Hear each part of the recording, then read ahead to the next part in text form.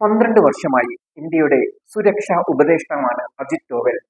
ഇന്ത്യയുടെ ദേശീയ സുരക്ഷയെ അടിമുടി മാറ്റിമറിക്കുന്ന വിധത്തിൽ കൊണ്ടുവന്ന നയസമീപനങ്ങളും നീക്കങ്ങളുമാണ് അജിത് ഡോവലിനെ ശ്രദ്ധേയനാക്കി മാറ്റിയത്. ഇന്ത്യ രൂപപ്പെട്ട ശേഷം രാജ്യസുരക്ഷ ഇത്ര ശക്തമാകുന്നത് അജിത് ഡോവൽ സുരക്ഷാ ഉപദേഷ്ടാവായതോടെയാണ്. രാജ്യത്തിനകത്തു നിന്നും പുറത്തുനിന്നും ഇന്ത്യയെ ഛിന്ന ഭിന്നമാക്കാൻ ശ്രമിച്ച ശത്രുക്കൾക്കെല്ലാം തന്നെ അവർ ഒരിക്കലും മറക്കാത്ത പ്രഹരമാണ് അജിത് ഡോവൽ നൽകിയത്.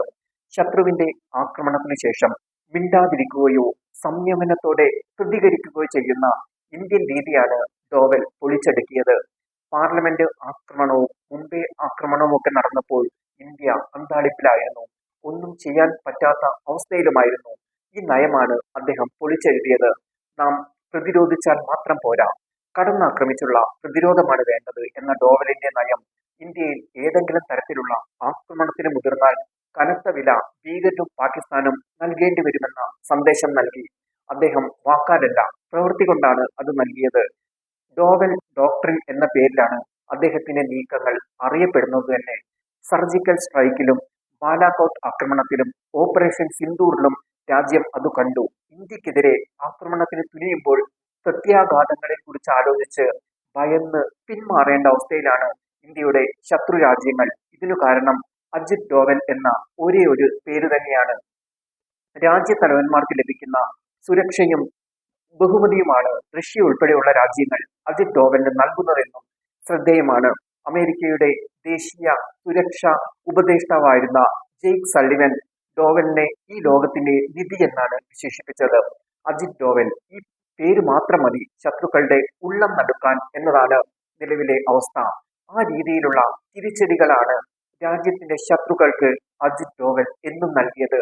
മോദി സർക്കാർ മൂന്നാമതും അധികാരത്തിലെത്തിയപ്പോൾ അദ്ദേഹം ദേശീയ സുരക്ഷാ ഉപദേഷ്ടാവ് പദവി ഒഴിയാൻ ആഗ്രഹിച്ചിരുന്നു. എന്നാൽ പ്രധാനമന്ത്രി നരേന്ദ്രമോദിയുടെ നിർബന്ധം കാരണമാണ് അദ്ദേഹം വീണ്ടും ഈ പദവിയിൽ തന്നെ തുടർന്നത്. മോദിയുടെ കണക്കുകൂട്ടൽ തെളിയിച്ചുകൊണ്ട് പഹൽഗാമിലെ 26 നിരപരാധികളുടെ രക്തത്തിന് ഓപ്പറേഷൻ സിന്ദൂറിലൂടെ മറുപടി നൽകുന്നതിൽ അദ്ദേഹം പ്രധാന പങ്കുവഹിച്ചു. ഇനി ഒരു ആക്രമണം ഇന്ത്യയിൽ നടത്താൻ ശേഷിയില്ലാത്ത വിധം പാകിസ്ഥാനെ സായുധമായി തകർക്കാൻ നേതൃത്വം നൽകുകയാണ് അദ്ദേഹം ചെയ്തത്. ആദിത്യ ധർ സംവിധാനം ചെയ്ത ഹിറ്റ് ചിത്രം ദുരന്തറിലെ പ്രധാന ആകർഷണങ്ങളിൽ ഒന്ന് ആർ മാധവൻ അവതരിപ്പിക്കുന്ന അജയ് സാന്യാലാണ്. ഇന്ത്യയുടെ ദേശീയ സുരക്ഷാ ഉപദേഷ്ടാവായ അജിത് ഡോവലിൽ നിന്ന് പ്രചോദനം ഉൾക്കൊണ്ടുകൊണ്ടാണ് ഈ കഥാപാത്രം എന്നത് തന്നെ അജിത് ഡോവലിന്റെ പ്രാധാന്യം തന്നെയാണ് തെളിയിക്കുന്നത്. പാകിസ്ഥാന്റെ ആഭ്യന്തര രഹസ്യങ്ങൾ ചോർത്താൻ അദ്ദേഹം വേഷം മാറി വർഷങ്ങൾ തന്നെ പാകിസ്ഥാനിൽ കഴിഞ്ഞു.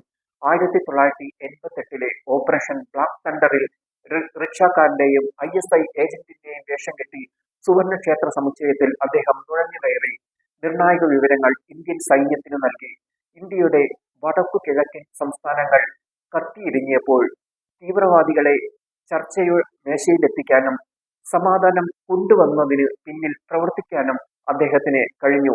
ആർട്ടിക്കിൾ 370 നീക്കം ചെയ്തപ്പോൾ അശാന്തമായ കാശ്മീരിനെ ശാന്തമാക്കാൻ കരുക്കൾ നീക്കിയതും അജിത് ഡോവലായിരുന്നു.